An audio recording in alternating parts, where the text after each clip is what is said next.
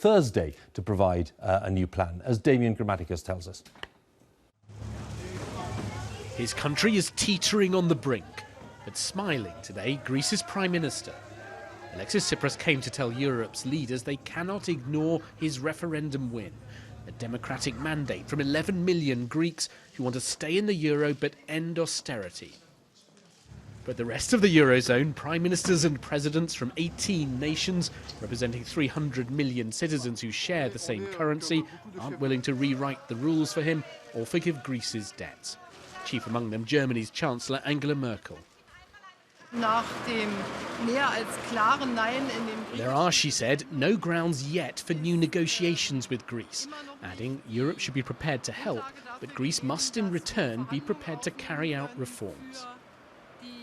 The leaders here today are grappling with one of the biggest challenges the European Union has ever faced. Greece's debts now stand at a staggering £230 billion. That is about 180% of what Greece's economy produces each year, almost double the size. And money is being withdrawn fast from Greek bank accounts. Deposits are at their lowest level in a decade. Of course, many EU countries have made painful economic reforms since the crisis. They don't see why Greece should be given special treatment.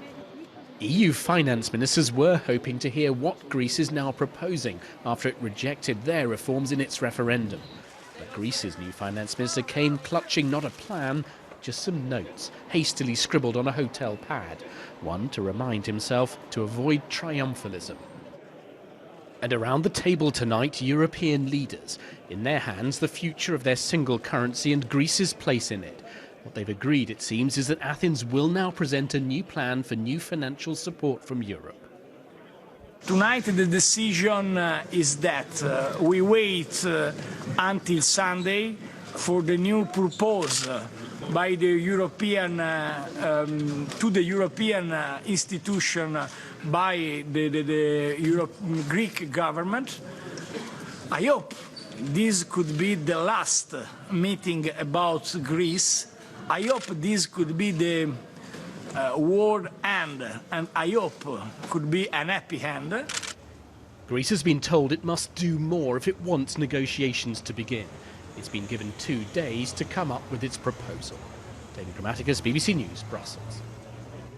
Well, in a moment we'll have a word with Robert, who's here, Robert Peston, our economics editor. Let's go to Brussels first of all and talk to Katja Adler, our Europe editor. Well, is there a clear way ahead now then tonight, Katja, or not? Well, yes and no. There is talk tonight that there is a short-term deal on the table. The idea would be to keep Greece afloat long enough to be able then to hammer out a longer-term deal. If confirmed, this will be dismissed by many as typical EU kicking the can down the road. But positive and negative today has been another day of mixed messages in Greece. And if the noises coming from Eurozone leaders sound confused, that is because that's what they are. They're confused, they're frustrated, they're dismayed. There's never been a situation like this. No Eurozone country has ever acted with such defiance towards its creditors. No Eurozone country has ever teetered this close to falling out of the single currency. It was thought to be unthinkable, so unthinkable that there are no provisions in the euro for a country to leave it. And so we've heard this phrase a lot of late, is uncharted territory. If Greece nosedives, so could the rest of the Eurozone, affecting every single economy of every member state. So that's another adjective to describe the feeling of Eurozone leaders tonight, and that is worried as they ponder whether to give Greece more money or not. Unity in the European Union is also at stake here. Greece clearly is isolated amongst some countries, and you have big powers, France, Germany and Italy, at odds over how best to proceed, how tough to be with Greece. It's of such concern here that all 28 EU leaders have decided to come here to Brussels on Sunday to discuss what to do next. OK, Katja, thanks. We'll turn to Robert. And what's your reading of what's on the table and what's significant about what's happened today in your view?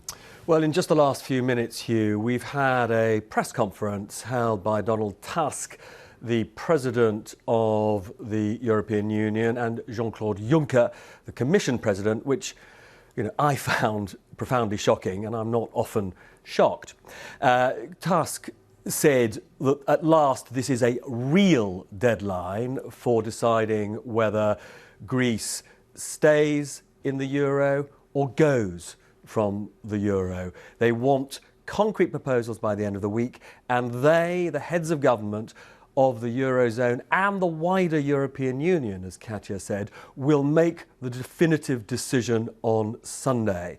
They have provisions in place to facilitate an exit of Greece from the euro. They have that plan B.